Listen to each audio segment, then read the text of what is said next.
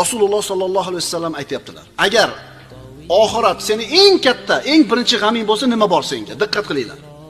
Kimning oxirat g'ami bo'lsa, bu odamning boyligini Alloh qalbiga joylab qo'yadi. Boylik qayerda bo'lar ekan? Seyfdami? Qayerda?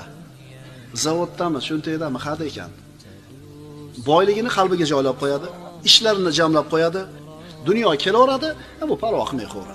Endi teskarisi bo'lsa-chi?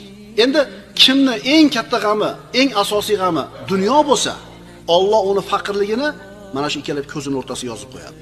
Ishini sochib qo'yadi. Dunyodanmi? Alloh yozgan oshchasi kelmaydi. Farq nimada bo'lyapti? G'amda bo'lyapti.